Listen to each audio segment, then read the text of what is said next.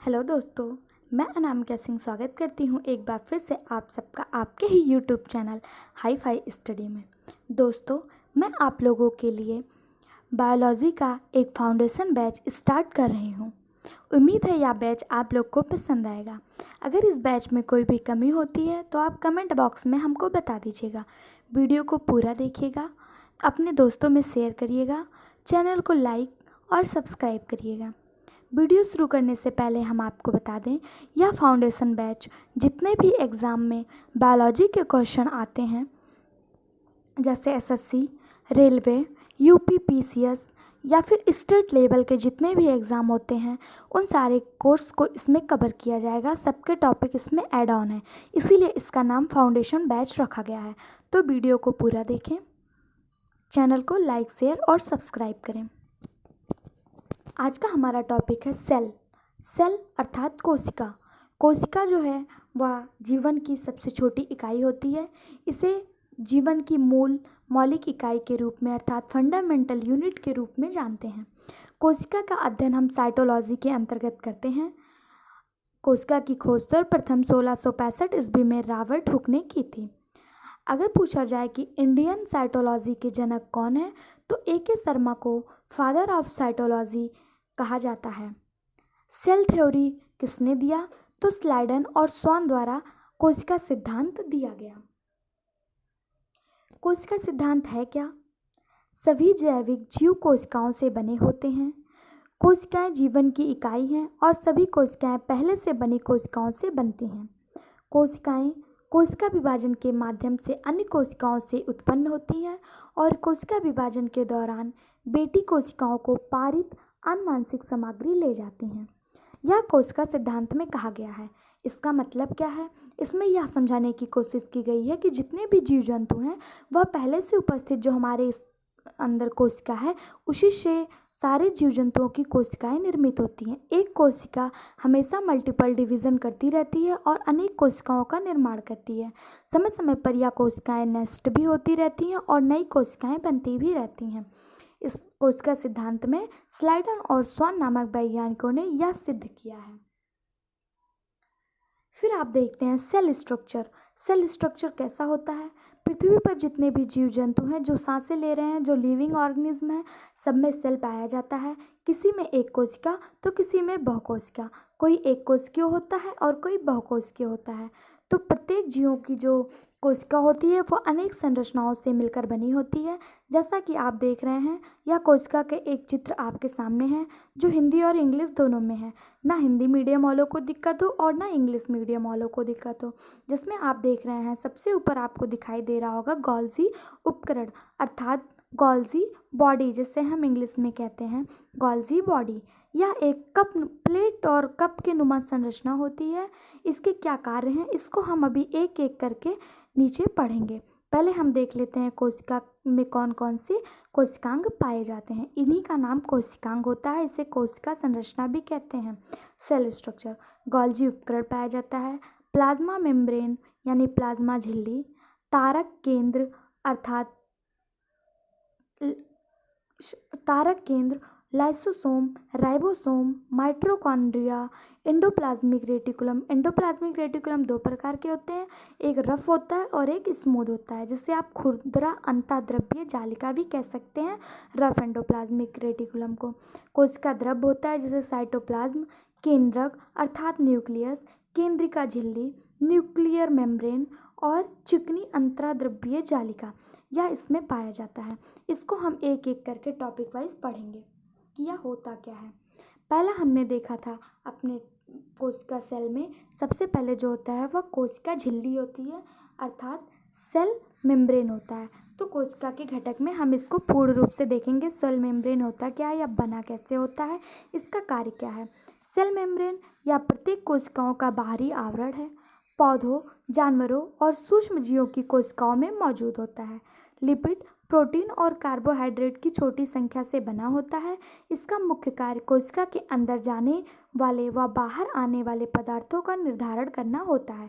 आप चित्र में सेल मेम्ब्रेन को, ऊपर वाली चित्र को देखिए। सेल मेम्ब्रेन का ये टाइप होता है या अनेक पदार्थों से मिलकर बना होता है। उसके बाद आता है कोशिका भित्ति अर्थात सेल वाल। सेल वाल क्या होता है? It plants is present outside the plasma membrane, अर्थात यह पौधों में प्लाज्मा झिल्ली के बाहर मौजूद होता है। It is made of a cellulose, hemicellulose and pectin, यह सेलुलोज, हेमीसेलुलोज और पैक्टिन से बनी होती है। It is found only in plant cell. Cell wall जो होता है कोशिका भित्ति, यह केवल पादप कोशिकाओं में ही पाई जाती है, यह जंतु कोशिका में नहीं पाई जाती। It help cell to stay in shape, यह कोशिका को आकार बनाने में मदद करती है। आप सेल वाल की यह चित्र, कलरफुल चित्र देख रहे होंगे। आई होप आपको वीडियो पसंद आ रहा होगा। चैनल को लाइक, शेयर और सब्सक्राइब करना मत भूलिएगा। नेक्स्ट है हमारा न्यूक्लियस अर्थात केंद्रक। केंद्रक क्या होता है? केंद्रक की खोज सर्वप्रथम रॉबर्ट ब्राउन ने 1838 ईस्वी में की थी। केंद्रक में डीएनए, आरएनए और गुणसूत्र पाए जाते हैं। इसे सेल का प्रबंधक और नियंत्रक भी कहा जाता है, अर्थात इसे सेल मैनेजर एंड कंट्रोलर भी कहा जाता है। It is largest cell organelles in animal cell, यह जो है यह एनिमल सेल में सबसे बड़ा ऑर्गेनेल्स होता है। केंद्रक द्रव्य में के रूप में धागेनुमा आकार में बिखरा होता है, जिसे क्रोमैटिन कहते हैं। केंद्रक में एक धागेनुमा संरचना होती है जिसे क्रोमैटिन कहा जाता है, जो प्रोटीन व डीएनए अम्ल से बना होता है। कोशिका विभाजन के वक्त क्रोमैटिन सिकुड़कर छोटे व मोटे धागों में संगठित हो जाता है, जिसे गुणसूत्र कहा जाता है। यही गुणसूत्र नए बॉडी को, नए ह्यूमन को, नए बेबी को बनने के लिए बहुत ज़्यादा महत्वपूर्ण होता है। 23 गुणसूत्र ह्यूमन में होते हैं। अगर एक गुणसूत्र इधर उधर हुआ तो बॉडी का पूरा स्ट्रक्चर ही बदल जाता है।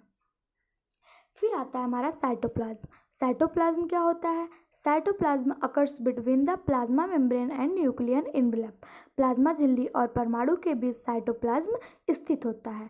The inner layer of it is known as endoplasm and outer is known as cell cortex, ROR endoplasm. इसकी भीतरी परत को एंडोप्लाज्म के रूप में जाना जाता है और बाहरी सेल कॉर्टेक्स या एक्टोप्लाज्म के रूप में इसे जानते हैं। यह हो गया साइटोप्लाज्म, जो हमारे सेल में द्रव्य के रूप में पाया जाता है। नेक्स्ट आता है गोल्जी अपर्चर यानी गोल्जी काय, या इसे गोल्जी बॉडी के रूप में जाना जाता है।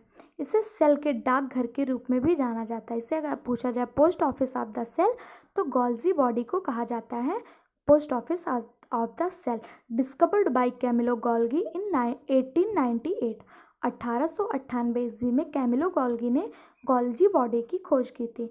यह लाइसोसोम बनाता है। गोल्जी शरीर का आकार कोशिकाओं की चयापचय गतिविधियों के अनुसार बदलता है। गोल्जी तंत्र का कार्य प्रोटीन, पॉलीसेकेराइड और लिपिड को संसाधित और पैकेज करना होता है। नेक्स्ट है हमारा एंडोप्लाज्मिक रेटिकुलम। एंडोप्लाज्मिक रेटिकुलम दो प्रकार का होता है। एंडोप्लाज्मिक रेटिकुलम की खोज पैलाडे द्वारा 1955 में किया गया था। It is involve in the transportation of substance throughout the cell, यह पूरे सेल में पदार्थों के परिवहन में शामिल है। यह कार्बोहाइड्रेट, लिपिड, स्टेरॉयड और प्रोटीन के संश्लेषण में एक प्राथमिक भूमिका निभाता है। यह दो प्रकार का होता है, एक रफ एंडोप्लाज्मिक रेटिकुलम और एक स्मूथ एंडोप्लाज्मिक रेटिकुलम। रफ से जैसा नाम से ही पता चल रहा है, खुरदरा एंडोप्लाज्मिक रेटिकुलम और स्मूथ एंडोप्लाज्मिक रेटिकुलम। पहले हम देखेंगे कि रफ एंडोप्लाज्मिक रेटिकुलम क्या है। यह दूरबीन से देखने पर खुरदरा दिखता है, क्योंकि इसमें राइबोसोम नामक कण होते हैं जो इसकी सतह से जुड़े होते हैं।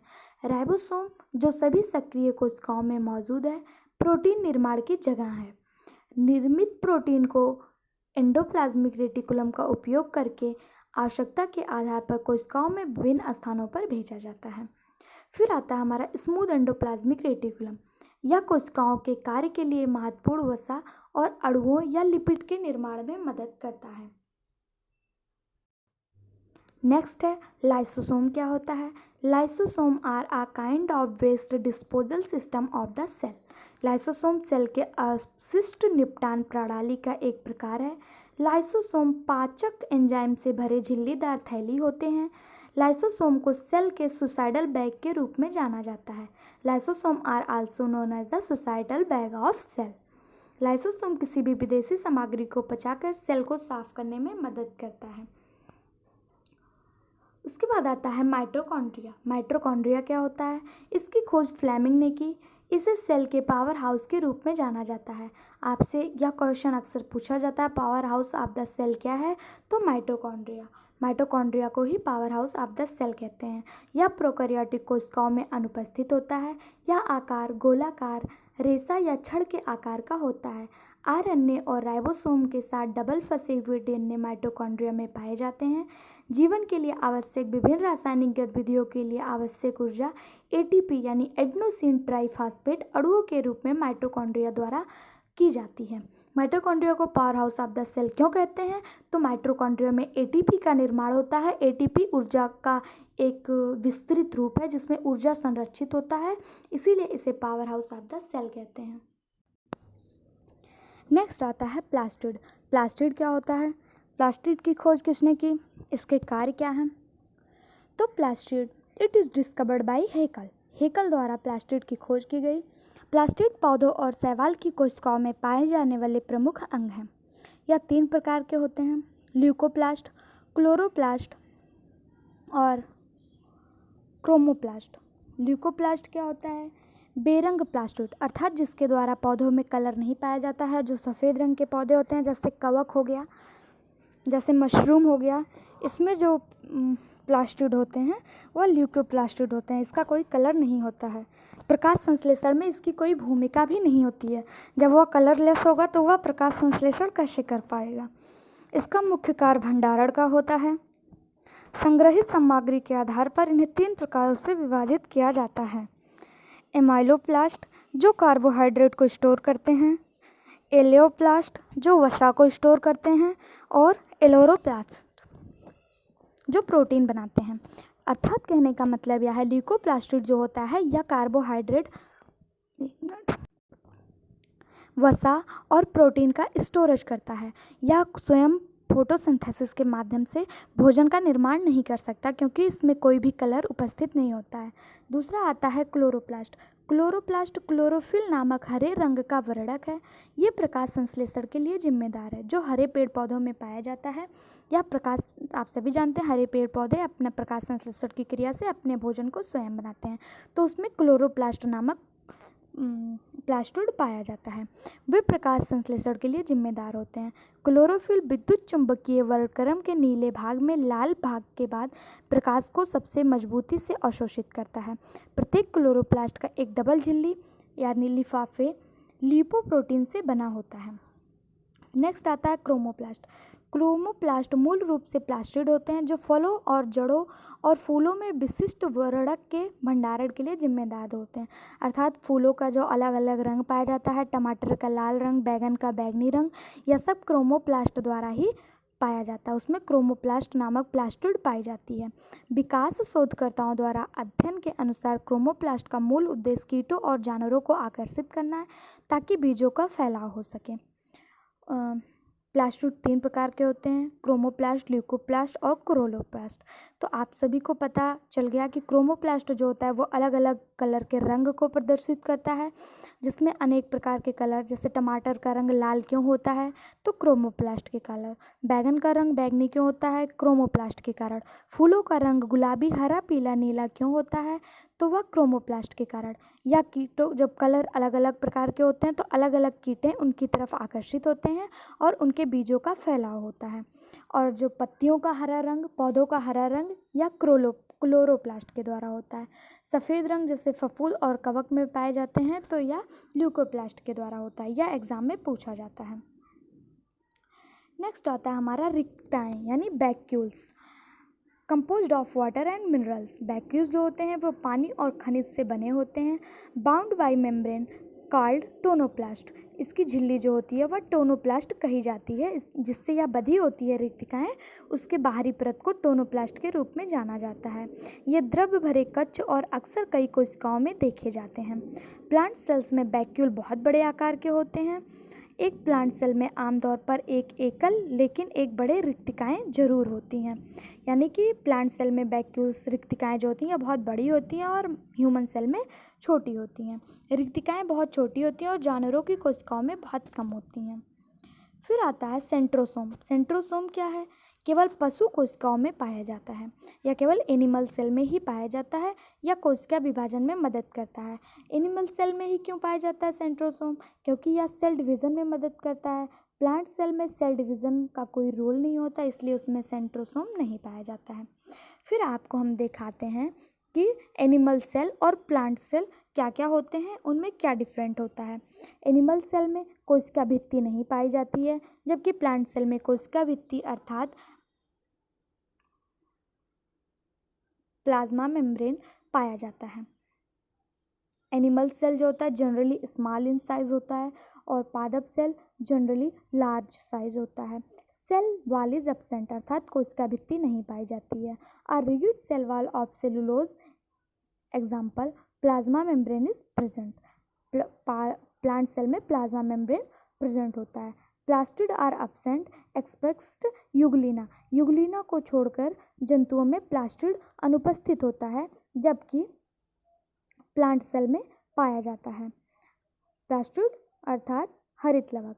Vacuoles are small and temporary. इसकी जो रिक्तिकाएँ होती हैं यह छोटी होती हैं और अव्यवस्थित होती हैं, मतलब छोटे टाइम के लिए, कम टाइम के लिए होती हैं।